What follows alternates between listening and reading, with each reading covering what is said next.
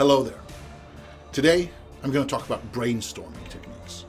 Now, I work in innovation, and I'm often part of idea generation processes, that sort of thing. So, of course, I have a ton of tricks up my sleeve. Today, I'm going to share 4 of these brainstorming techniques with you. It doesn't mean they're the 4 best. It doesn't mean they're the 4 only. They're just 4. The first of these is what we call, let's take 3 minutes. And the reason for that is that it happens like this. We're sitting discussing something. Maybe we need a name for an event. Maybe we need to figure out what's going to be the price point on something. It doesn't really matter what it is. When you say, let's take 3, it means that you say, okay, for the next 3 minutes, we're just going to bombard ideas at our note taker. And one of us will be the note taker, obviously. And we come up with as many ideas as possible. And it's not allowed to say no, it's not allowed to say anything. You're only allowed to come up with ideas. Bam, bam, bam, bam, bam.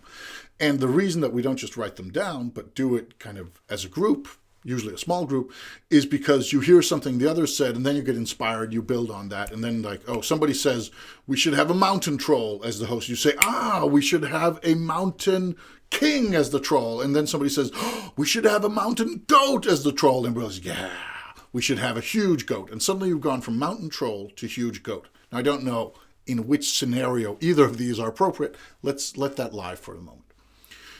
Take 3 is saying, okay, we're going to take 3 minutes and we're going to throw as many ideas at the board as possible, write them down.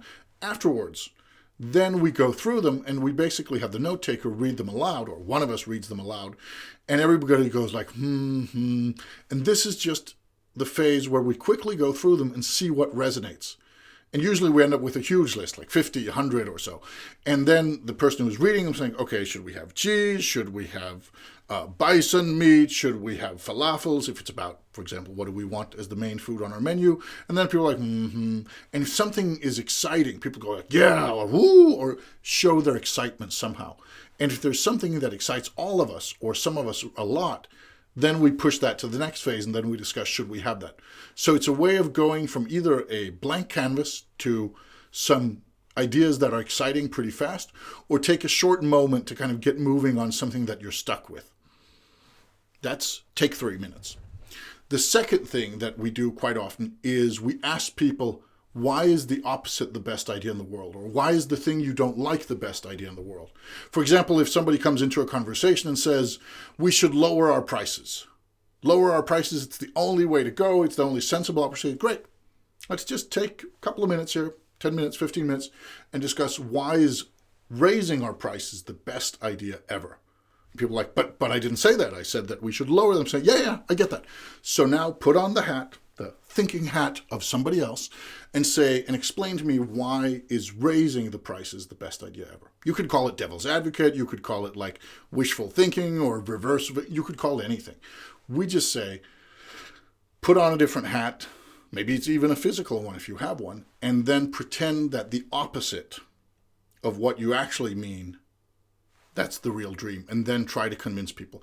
And the fun thing is when people put on that kind of could call it like a disruptive wargaming or opposition scenario research, whatever you want to call it, then the nice thing is that once you start arguing for something, then you try to find arguments for it. While if you're arguing against it, obviously you find arguments against it. So if you go into a room saying we should lower the prices, then you'll do your best to find arguments for why that should be true and why people should be convinced. But if you then shift and say, no, we should raise them, and this is why that's a good idea, then you'll come up with arguments that you didn't have before, and suddenly you'll have a more complex and more complete picture. So I'm not saying it's changing what you're going to do, but it's giving proper and due respect to the opposite idea or to a different idea. So that's tip number 2, or brainstorm technique number 2. Number 3, brainstorm technique number 3, is laughably simple. It's once you've found something and we're like, yeah, let's do that. Then you park it. Then you say, okay, great, that's plan B. Let's see if we can find plan A.